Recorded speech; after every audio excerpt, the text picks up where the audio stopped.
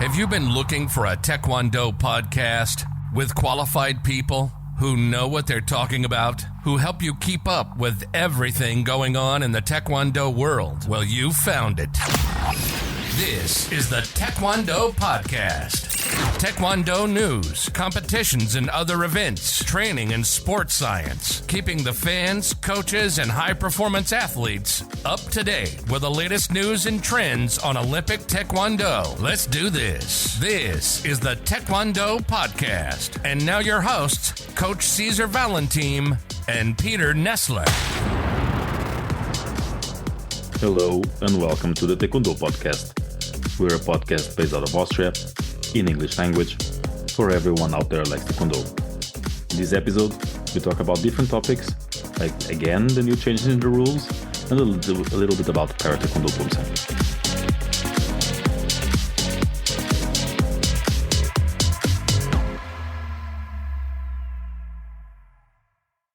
Welcome to our podcast. I'm Coach César Valentim, and with me is again my co-host Peter Nestler. Hi Peter, how are you? Hi César, back again in 2023. We had a pretty long break, but I'm happy to be back on the podcast and looking forward to talking with you. You have been very busy, but it's okay. We had some guests that had some nice interviews. Probably people were not very happy to listen to me on the first episode of the year when I was talking alone about the calendar. But again, feedback was quite positive because people listened to the calendar, listened to my opinions, and some feedback I heard was that it helped them plan. And that's why we're here. We're a high-performance Taekwondo podcast. We focus on the high-performance training science and, of course, how to bring the high-performance athletes to a better training, to a better results, and to, of course, talk a lot about the sport that we love, the Taekwondo. Okay. And you, what have you been up to? Well, there's a lot of things going on, not only in Kyorugi, so the whole world is moving in Taekwondo.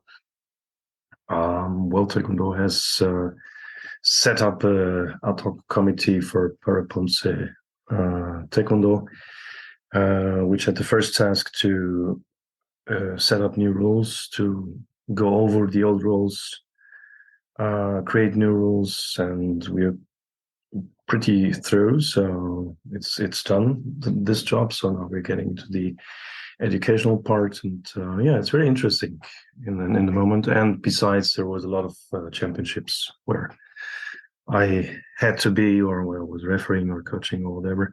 So world is moving. That's good. You've been to Los Angeles recently. What were you doing there? Los Angeles, we have been between Christmas and New Year at the winter training camp for Poomsae this time. We were at the Kyorugi camp from Jesus Romal in the past, and this time we tried some Poomsae camp. It was led by Master Sang-jae Lee, who is one of the U.S. national coaches, with a very excellent experience on Taekwondo Poomsae and how to train and how to do the Poomsae. It was really worth it. And with this, by the way, we had some nice sightseeing in Los Angeles, which is always nice. Yes, I'm pretty sure going in December to Los Angeles, where the weather is much nicer than Austria, it was a good adventure. Yeah. The WT is working a lot on new committees. Para Poomsae rules, maybe we can have a second half of the episode talking about that, because of course, as you know, I was in the first committee that wrote the first rules, and it was quite an interesting task, and there was a big hiatus since 2017 until now when it comes to Para Taekwondo Poomsae, and it's not the main focus of this podcast, but why not? We both love Para Taekwondo. I have my Para Taekwondo athletes that I see and work every day, and it's nice that we can actually talk about that a little bit later on. Let's talk again about the rules. The rules may be a little confusing with the changes that came out. They came out today with immediate effect. They were approved in a e-vote, that General Assembly e-vote, that allowed the presidents of the member national associations to approve them on a fast track. So they came out as an amendment a few weeks ago, and they came out today as official, automatically implemented. Not much change, but a little things that we've seen and that we actually talked about in the podcast recently, that the new Poomsae the Kyorugi refereeing committee is trying to get more Korean in some way. One of the things that they did was they removed the command of fight for the inactivity of the players, or even for the kanjin of inactivity of the players, and then they don't say the word fight anymore. They say attack or be aggressive, but they don't say it in English either. They say it in Korean. So gongkyok, another Korean word that referees will have to learn, that coaches will have to learn, that the trainers in training will have to start using so that the players get used to it. What do you think about that? First of all, I mean, it's basically the same meaning than before. So before it was fight, now it is gongjok. The coaches might not understand what the referee is shouting or telling them. It's for European or for a Western guy with a Western language, it's 2 words. Fight is much shorter, so it's would be better to have a short one, but it's okay for me to have that more Korean. All the other, a lot of the other commands are in Korean, so why not this one as well? I think it's just a minor change, and we should just look into the real changes they had. It's not so much, but the gongjok. Yeah, gongjok is okay. Let's see how it comes out. The players will have to get used to it. I think the more the referee intervenes and the more the referee talks in the middle of the match does harm the fluency of the match. It intervenes in the players, as it should be for safety reasons.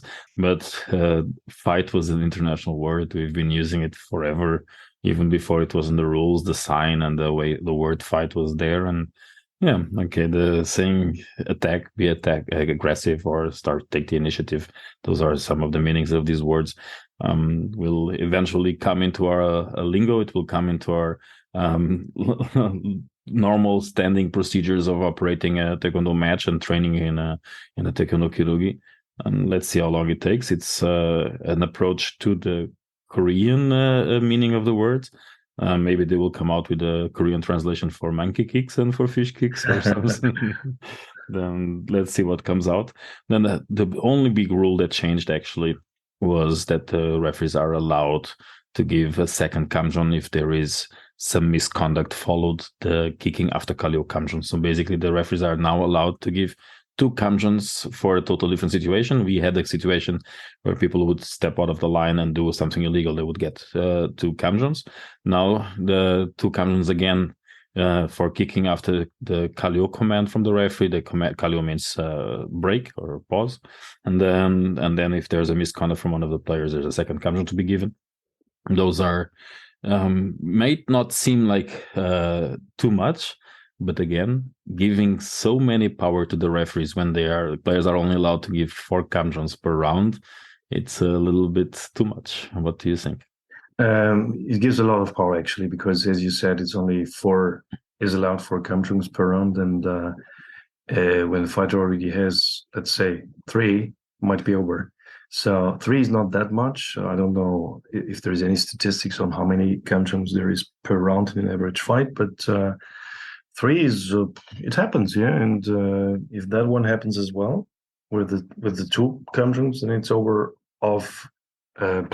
Yeah, it is a reason. Yeah, that's true, but it interferes a little bit too much into the fight. But let's see how it works out in the practical part.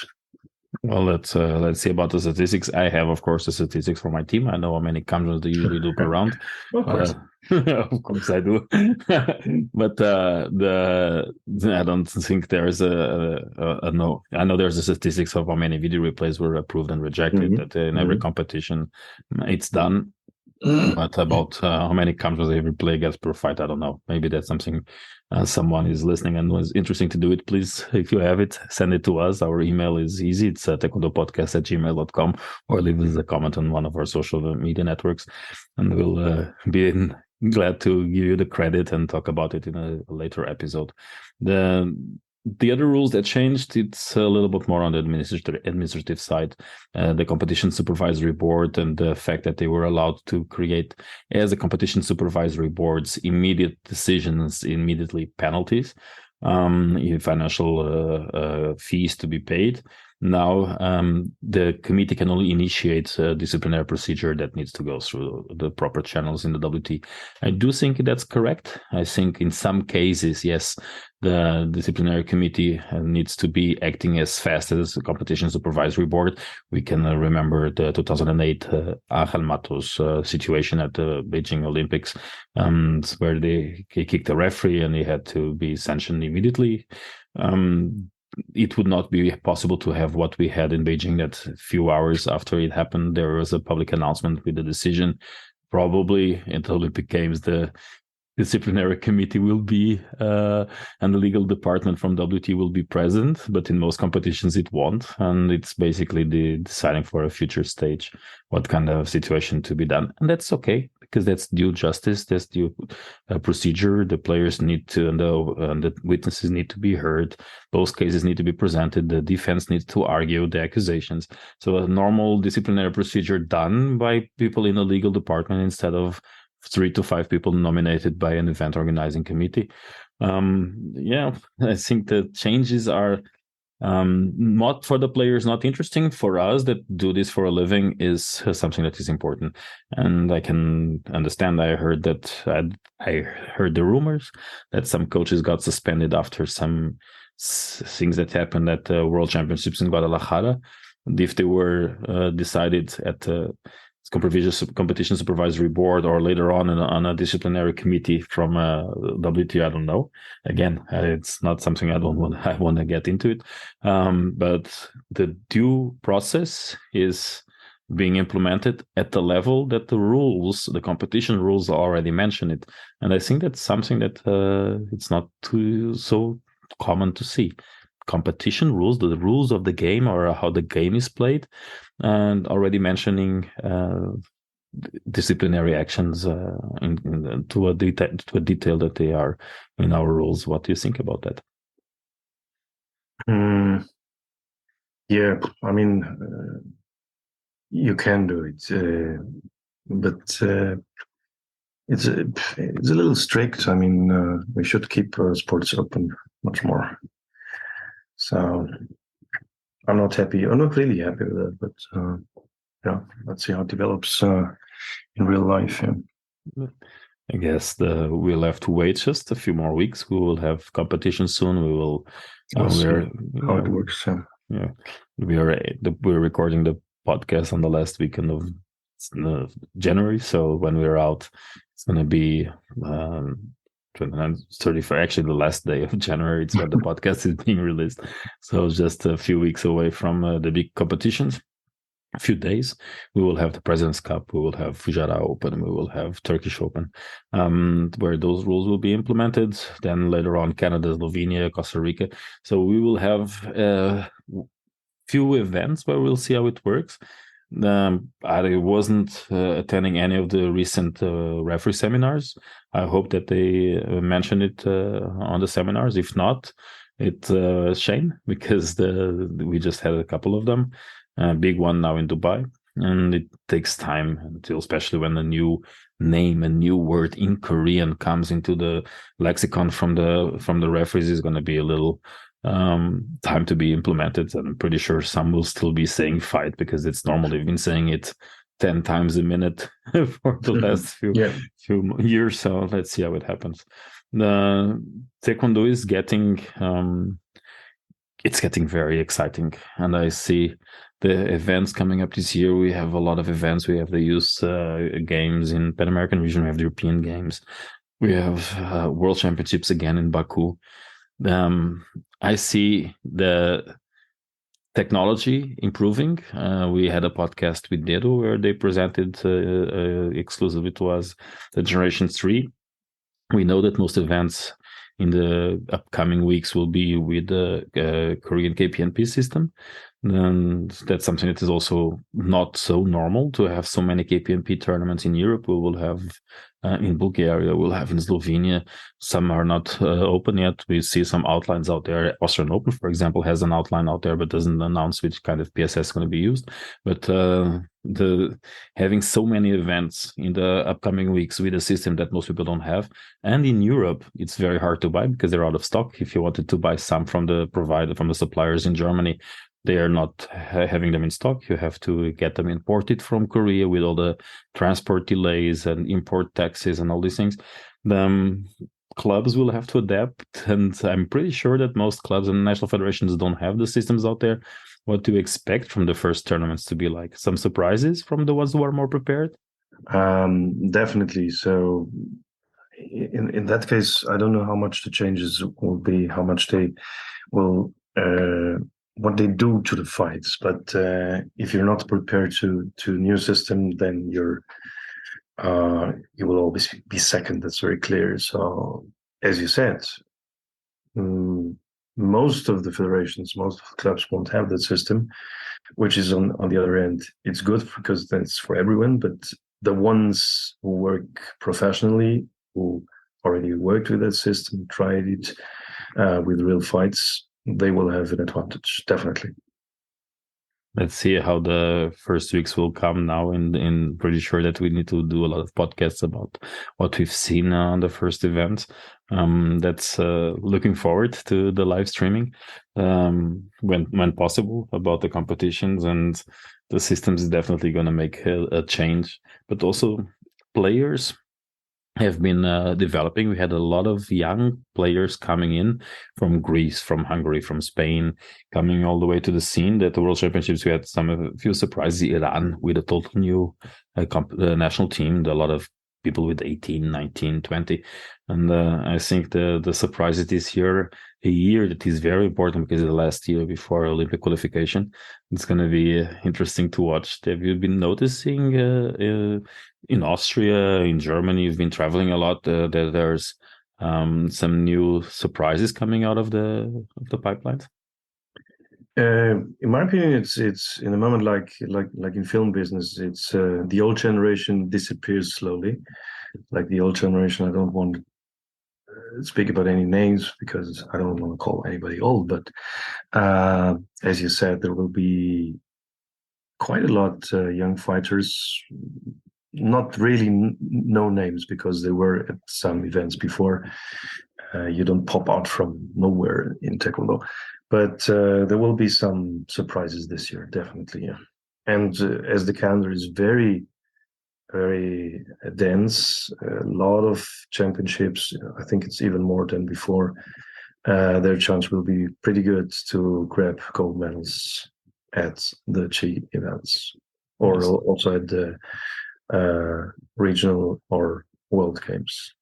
The G events this year are back to G1. We have two tournaments per region plus President's Cup. The G tournaments will be a little more frequented because people will not be able to get the 40 points so easily. They will have to have maybe one or two more events that they had last year to even the top players. And the competition is packed. Do you think that there is any strategy that you would do? And I asked this question 1 year ago, exactly when we were doing this podcast about the calendar back in 2022. Is there any strategy of going for events that are closer, events that are less frequented? What would be the strategy for a smaller club this kind of the year? It always depends on the quality of the material. Material in that case is the fighter. If the fighter is good, no matter, then you could do it as it fits into your trainings plan, or you can adapt the trainings plan to the event's schedule. When you don't have the top fighters, you have to search for events that are not that crowded, which you will get the chance for in this year as well. No problem, because there's a lot of events, also smaller events in each region, like Para region or Europe, in Asia, yeah, also maybe, but not that easy because they are always crowded. Yeah, so the strategy is quite easy. You have your athletes ready now because season is starting in a few days, and then go for it. You always have to take into account that you mightn't reach your goal of points until, let's say, September, October, and then there's some events left for you. Should be okay. Yeah, that's been the case. We've known for the last, at least for the last decade, at least since the point cap exists, that the players will look for the points as early as possible so they can get seeded at the big events, the Grand Prix qualifications, Grand Prix themselves, and the European, continental or world championships.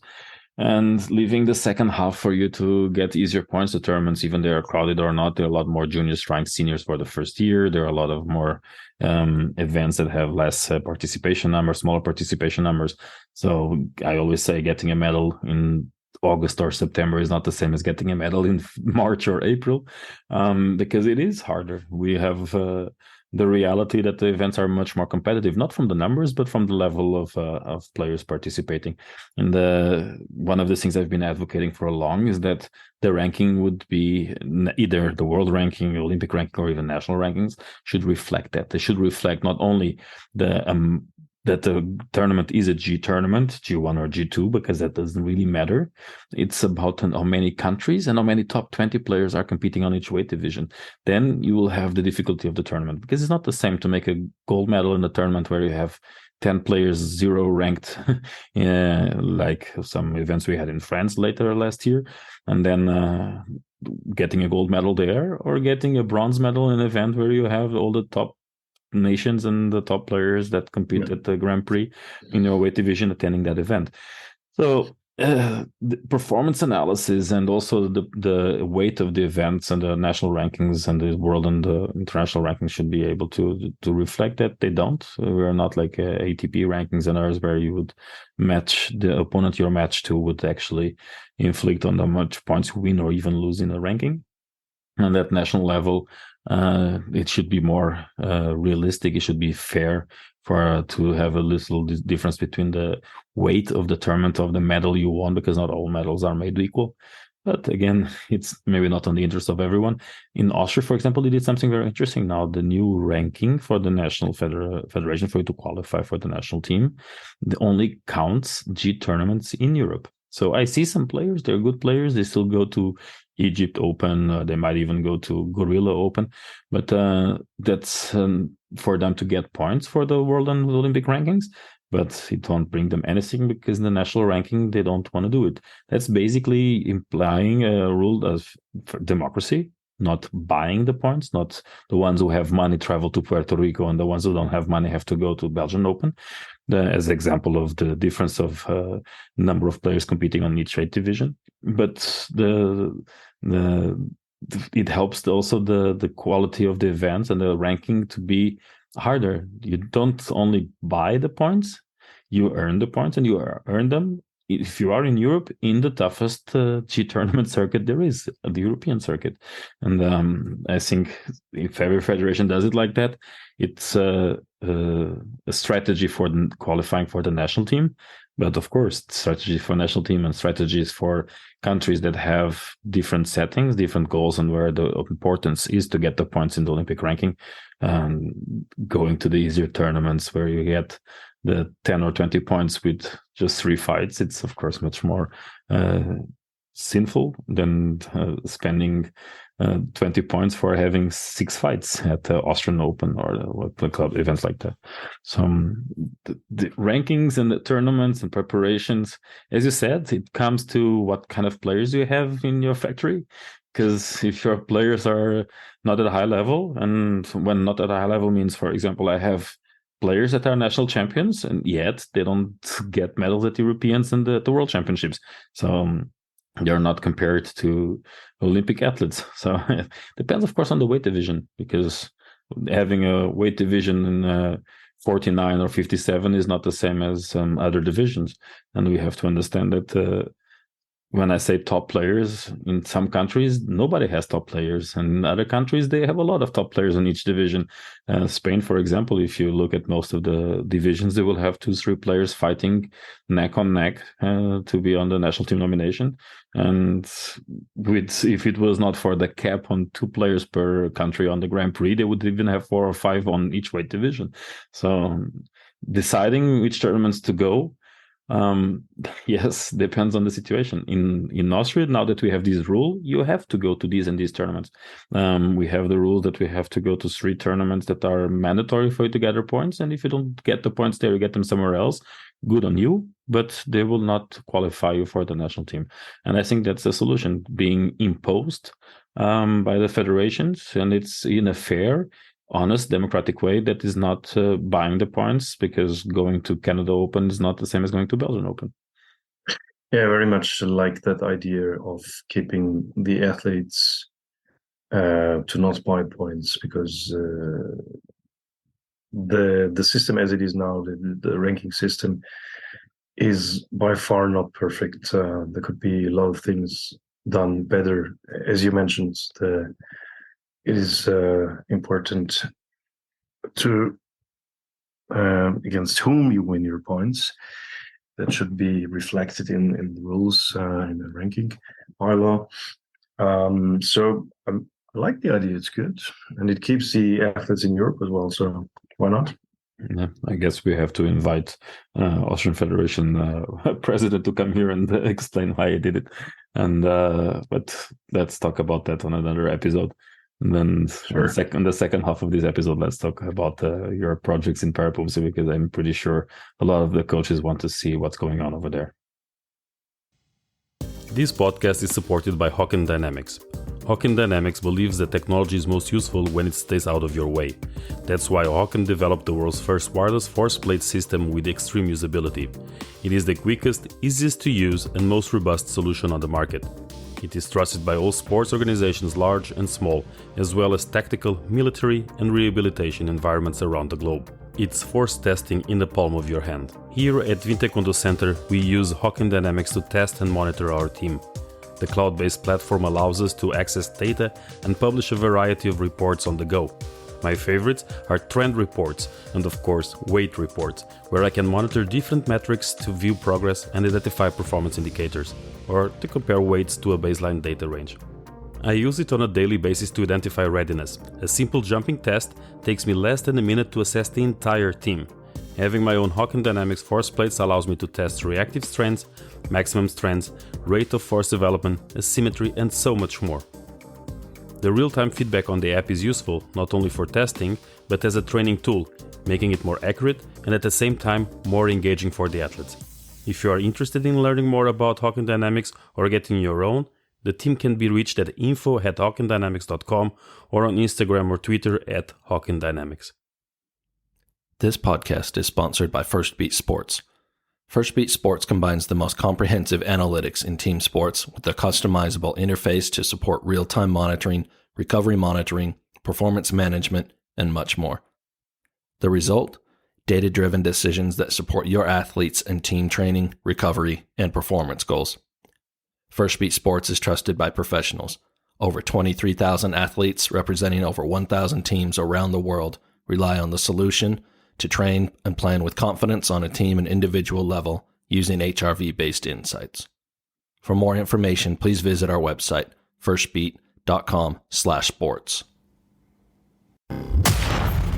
You're listening to the Taekwondo Podcast. Now back to your hosts, Coach César Valentim and Peter Nestler. Welcome back. Here we are talking about Taekwondo high performance, and today changing the topic a little bit, talking about Para Taekwondo Poomsae at the high performance level. The Para Taekwondo Poomsae is quite an interesting sport. A lot of athletes from different impairment groups will join to these competitions. We have the visually impaired, we have the intellectually impaired, we have the cerebral palsy athletes. We will have, according to the rules, also wheelchairs and all kind of walking aid divisions, and even amputee athletes in Poomsae. So it's a way bigger spectrum and a way bigger athlete pool than in the Para Taekwondo Kirugi. And it's one of the few sports that some of the actually impaired athletes can do, because you don't see too many sports that allow intellectually impaired to compete in presentation sports. And people talk about Special Olympics, but Special Olympics is nothing compared to real sports high performance. It's sports for all. It's the sport activity. It's not compared to Paralympic sports or the Virtus Games. So Para Poomsae is definitely something that interests a lot of people. It opens the opportunity for competition and the society gathering of a lot more Taekwondo clubs than the Para Kirugi. And of course, it's much more accessible sport for many players and many coaches out there. Most people know I was in the inaugural Poomsae committee a long time ago. We created the first rules. We had the Para Taekwondo classification first, and then Para Taekwondo competition rules in Kyorugi and in Poomsae. And now we have a new generation. Some of my students are in charge of some of the commission, some of in the Para Taekwondo committee, and it's nice to see that Poomsae is moving forward after so long. I hate it was 5 years of absence in terms of Para Taekwondo Poomsae development, and funny enough, the people nominated for those ad hoc committees is one of my co-hosts, actually my only co-host, Peter Nestler, and some of my friends from around the world. So Peter, can you tell us a little bit what you guys are doing now? Yeah. First of all, I have to excuse me because as those rules are not officially out, they're not even voted for. I can only give you a glimpse what will be happening in that. But just to start from the beginning, as you said, we had a quite long break in the development of. Especially Para Poomsae. The Para Kyorugi moved a little bit on an even level, but okay. The Para Poomsae had a pretty big setback, also caused by Corona 2020 on. So we have to start all over. And World Taekwondo wants to force the development of para sports, Para Taekwondo, both Kyorugi and Poomsae. And so they want to finish those mosaics, which have been developing in the last months and years. Our part now from the newly formed ad hoc committee is the whole part of Para Poomsae, and not only the rules, but also the referee education, all those things. First part, we fairly did a set of quite new rules for Para Poomsae, which mean they're on the one hand a little more equal to the recognized Poomsae rules regarding the structure or regarding those things like setup of the hall and all those things, because still we will have a lot of championships where you have both recognized or even three main things like recognized Poomsae, freestyle, and Para Poomsae. So we also have to look for the organizers of those events. On the other hand, we always had a problem with the referees in Para Poomsae because in most cases it was like that. You had a couple of referees there invited, and you said, now we have the Para Poomsae, who wants to be referee? They have to know what they're doing. So it's not enough to have referees in there who know recognized Poomsae. You also have to have guys who know about the classification and all those processes going on in Para Poomsae. So this was the objective. Another objective was, no matter what rules we create, they have to be a little easier than before. We had those bonuses, and we had kind of some things that were not really logical for the athletes. So just to give you a short overview, we will start with a set of rules which is quite open, which is very wide.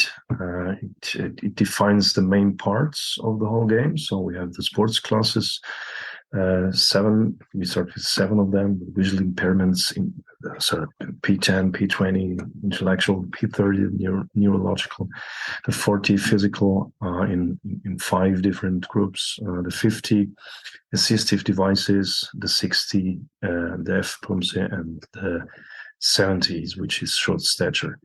So that's the main part we start, but there is also other things in development for differently classified athletes as well. The system of the championships will be, as we know from recognized Poomsae, so like single elimination, cutoff system, and combination system, which is also new because before we only had cutoff. All the other things, we will have mandatory Poomsae from quite a big pool. but also we want to give the chance to especially P10 and P20 to prepare early. So we want to set a time frame. So you have to give the mandatory Poomsae far before the event starts, so they can prepare easily. So that is kind of the main things we're doing at the moment. And we have already started with the educational part. So our time frame is quite tight because we have Para Poomsae World Games like in the end of the year. Yeah, let's see. Yes. The main task, in my opinion, is World Taekwondo wants to like re-establish all the Para Taekwondo sports because it went down quite clearly. Also with the fact that Russian athletes at the moment are not allowed to compete. They have a lot of Para Poomsae athletes there. Let's see. Yeah, the Poomsae, the Para Poomsae, after the rules were created, the original set of rules, there was a first referee seminar for the already existing Poomsae international referees, and we had like 30 people doing. It was I did that one. Yeah, I taught that one. It was it was a first approach, including refereeing progression rules for Poomsae. It was very demanding at the time, but I do agree that a good solution for the P20s, the intellectually impaired athletes, is to give them the knowledge of the Poomsaes, the draw of Poomsaes way in advance, maybe even with the outline. The other thing is that when the rules were created back in 2016, the rules in terms of Para Taekwondo classification only also at Virtus level, at the Paralympic level, there were only one kind of intellectually impaired athletes, and the classification grouped them all together. And later on, through research, there's a division between the autistic and other intellectual impairments. Of course, there's still the problem that some of the players cross different classifications. They can be both cerebral palsy, in deaf, visually impaired, and intellectually impaired. So it's not possible to create groups and competition rules for all of them, but there should be the crossing of those players taken into consideration. But for example, for the P10 classes, we're talking about visually impaired and blind. And from my experience, those are highly functional cognitive players. Giving them the Poomsae in advance is for any specific reason. Can you talk about it? The thing is, the assumption is that those athletes in those divisions, like not in those divisions, those sports classes, they need a long time to learn their Poomsae. So we want to give them the chance to easily prepare for that. Yes, but that's in a developing sport like most of the para sports, because it's new. Most of the sports classes are still composed mainly of color belts and beginner athletes. Yeah, even Kyurugi. And okay, I understand it's a step to do on the long path of developing a sport. Para Kyurugi is growing. Grew faster the moment the Paralympic integration for Tokyo was approved back in 2014. So having the Para Poomsae also following that path, it's important, and I do understand the explanation that you need to prepare the athletes because they are beginners.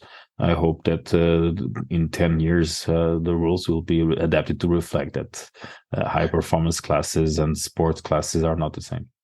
That's what we had in our discussions as well. So this is a temporary set of rules which can easily be changed. So this part doesn't need to be forever. It's a development goal. That's the oldest tradition in Taekwondo. It's change. We change so often. Yeah. And we just mentioned in the first part of this episode the changing of the rules, even though there was no obvious reasons to change the rules. There it is, something new, always to tweaks and better parts that need to be fixed, the language that needs to be bettered. And so it's interesting to see how the Para Poomsae is going to move on. I'm really looking forward to having those amazing Para Poomsae competitions. We had so much fun. We had so much joy working in Para Poomsae development and seeing the joy of the players competing in Para Poomsae alongside with the recognized Poomsae and freestyle Poomsae. So good for you, Peter, to be in there, because it's good to see someone that is so active. And I think you are one of the most active Poomsae referees in Europe. Do you have any free weekend in February? In February, at the moment, February is a month with only 28 days. I have 4 events, so President's Cup, Turkish Open, French Open, German Open, which means 4, 5, 7 days of event. Pretty tough. I hope there is one more chance to go in February. They don't invite me.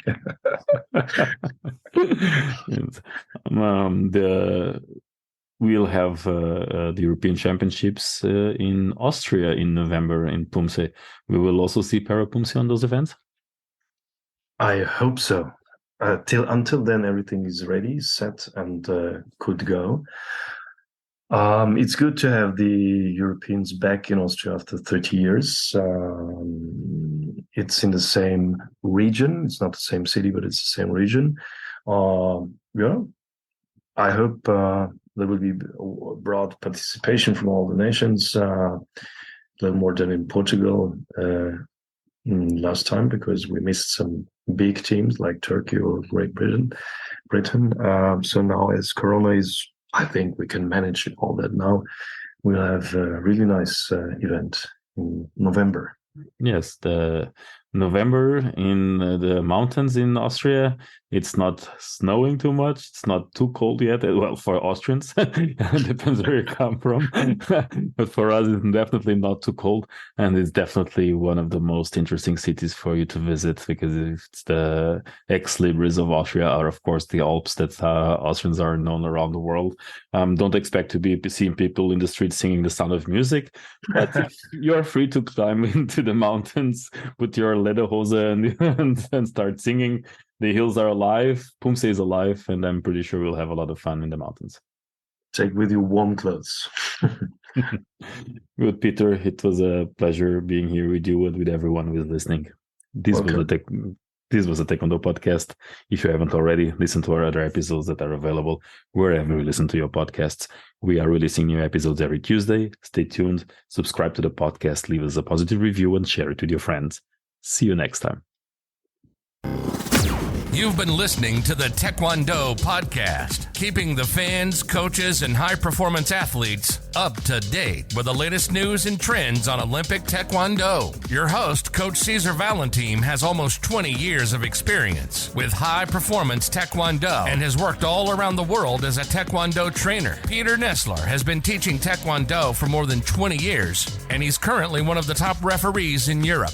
We hope you enjoyed the show. Make sure to like, rate, and review, and we'll be back soon. But in the meantime, find us on Instagram at Taekwondo Podcast, on Facebook at Taekwondo Cast, and the website taekwondopodcast.com. See you next time.